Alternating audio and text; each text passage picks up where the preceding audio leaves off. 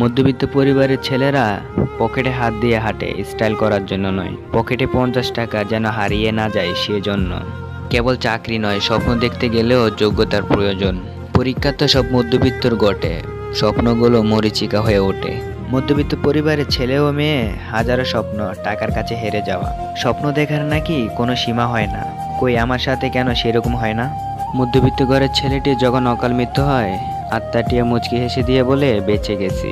ইচ্ছেগুলো পূরণ হয় না বলে আমি মন খারাপ করি না, কারণ আমি জানি আমি মধ্যবিত্ত। মধ্যবিত্ত বলে তাই স্বপ্ন দেখার আগেই স্বপ্ন ভেঙে যাওয়ার ভয় পাই। মধ্যবিত্ত পরিবারের সন্তানগুলো পকেট ভরা টাকা না থাকলেও বুক ভরা স্বপ্ন আছে। চেকে খুন করে জীবনকে প্রাধান্য দেওয়ার নামই মধ্যবিত্ত। আমি মধ্যবিত্ত, তাই কেউকে ভালোবেসে স্বপ্ন দেখতেও ভয় লাগে। মধ্যবিত্ত পরিবারের মানে ছাদ আছে কিন্তু সাধ্য নেই। পায়ে হেঁটে 10 টাকা বাঁচিয়ে রাখাকেই বলে মধ্যবিত্ত। মধ্যবিত্ত স্বপ্ন পূরণ করাটাই আর একটা স্বপ্ন।